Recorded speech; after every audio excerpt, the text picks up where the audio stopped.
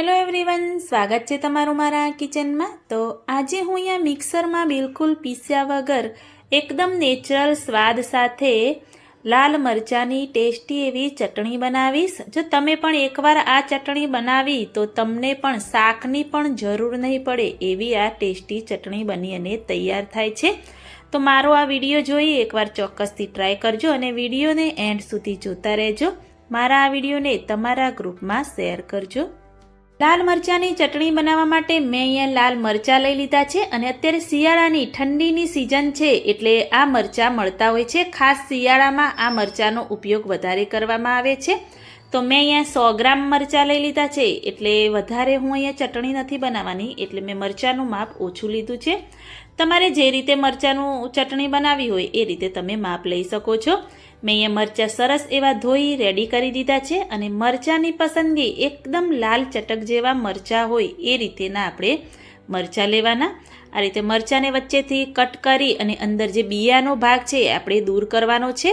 બિયાનો ભાગ દૂર કરવો એ ખાસ જરૂરી છે।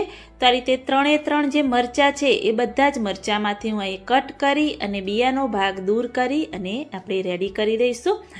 આ રીતે મેં અહીંયા બધા જ મરચાં કટ કરી બિયાનો ભાગ દૂર કરી રેડી કરી દીધા છે। તો હવે આ જે મરચાં છે એને આપણે ઝીણા ઝીણા સમારી અને રેડી કરીશું। એકદમ ઝીણા એવા સમારવાના છે। જો તમે ચોપરમાં ચોપ કરવા માગો તો પણ ચાલે, મિક્સરમાં આપણે ક્રશ નથી કરવાના। તો હવે આપણે એકદમ નેચરલ સ્વાદ સાથે ચટણી બનાવવાની હતી એટલે મેં અહીંયા ખલ લઈ લીધો છે અને ખલમાં આપણે જે મરચાં બધા ઝીણા મેં સમાર્યા છે એ અંદર એડ કરી દઈશું। જો તમારે સમારવા ના હોય તો જે આપણે ચોપર આવે છે એમાં પણ એકદમ ઝીણા તમે ચોપ કરી અને ઉપયોગ કરી શકો છો। આ મરચાંમાં થોડો પાણીનો પણ ભાગ આવતો હોય છે એટલે જલ્દીથી એવા આ રીતે વટાઈ જશે। તો આ રીતે ધીરે ધીરે કરી આપણે મરચાંને થોડા એવા વાટી અને રેડી કરી દઈશું। તો આ રીતે થોડા એવા મરચાં આ રીતે પીસાઈ જાય એટલે આપણે એમાં બીજા પણ અલગ અલગ મસાલા એડ કરતા જઈશું અને પીસતા જઈશું। તો આ રીતે મેં અહીંયા 4 થી 5 સૂકા લસણની કળી લઈ લીધી છે, એને પણ થોડું એવું ટીચી અને આપણે આ રીતે મિક્સ કરી દઈશું। સૂકું લસણ પણ અંદર થોડું એવું મિક્સ થઈ જાય, વટાઈ જાય એટલે આપણે અંદર 4 થી 5 ટેબલસ્પૂન મેં અહીંયા લીલું લસણ લઈ લીધું છે, એને પણ આ રીતે મરચાંમાં મિક્સ કરી અને આ રીતે આપણે એને પણ વાટતા જઈશું। આ રીતે એકદમ વાટતા જઈશું એટલે બધા જ મસાલા સરસ એવા ઝીણા વટાતા જશે। તો મેં અહીંયા અડધો બાઉલ ભરી કોથમીર લઈ લીધી છે, એ પણ અંદર એડ કરી દઈશું, એને પણ આ રીતે વાટી દઈશું। જો તમે આ રીતે વાટીને ચટણી બનાવશો અને ખાશો તો એકદમ નેચરલ સ્વાદ સાથેની ટેસ્ટી એવી ચટણી લાગશે। આ રીતે થોડું એવું મોટું મોટું બધું જ વટાઈ જાય એટલે અંદર મસાલા કરવાના। ટેસ્ટ અનુસાર મીઠું એડ કરીશું, 2 ટેબલસ્પૂન જેવું આપણે ધાણા જીરું પાવડર અંદર એડ કરીશું અને ફરીથી મસાલાને મિક્સ કરી અને આપણે વાટી લઈશું। જો કોઈ વાર તમને શાક ખાવાનો કંટાળો આવે તો આ રીતે મરચાંની ચટણી બનાવીને ચોક્કસથી ટ્રાય કરજો। તમને એવું લાગતું હશે કે લાલ મરચાંની ચટણી છે એટલે વધારે પડતી તીખી હશે, પરંતુ એવું કંઈ જ નથી। મરચાં વધારે પડતા તીખા નથી આવતા, થોડા એવા મીડિયમ જ હોય છે।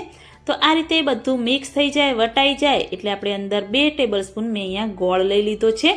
મેં અહીંયા ગોળનો ઉપયોગ કરે છે, પરંતુ જો તમારે ખાંડનો ઉપયોગ કરવો હોય તો તમે ખાંડનો પણ ઉપયોગ કરી શકો છો। ગોળ એડ કરવાથી સરસ એવો ટેસ્ટ પણ આવે છે। તો આ રીતે બધું સરસ એવું મિક્સ કરી દઈશું અને ગોળ થોડો થોડો અંદર પીગળશે એટલે ચટણી થોડી એવી આપણી ઢીલી બનશે। તો આ રીતે જો ગોળ પણ સરસ એવો મિક્સ થઈ ગયો છે અને ચટણી પણ આપણી ઢીલી એવી સરસ થઈ ગઈ છે। સરસ એવો ખાટો મીઠો સ્વાદ આપવા માટે અંદર અડધા લીંબુનો રસ આપણે એડ કરી દઈશું। જે રીતે ચટણી હોય એ રીતે લીંબુનો રસ એડ કરવાનો। રસ એડ કરી મિક્સ કરી અને આપણી લાલ મરચાંની ચટણી સરસ એવી રેડી થઈ ગઈ છે। તો બાઉલમાં લઈ લઈશું।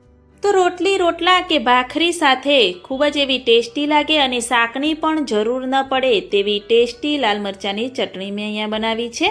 તો આ ચટણી બનાવીને તમે અઠવાડિયું 10 દિવસ માટે ફ્રીજમાં રાખી અને જ્યારે ઈચ્છા થાય ત્યારે પણ ખાઈ શકો છો, જરાય પણ બગડતી નથી।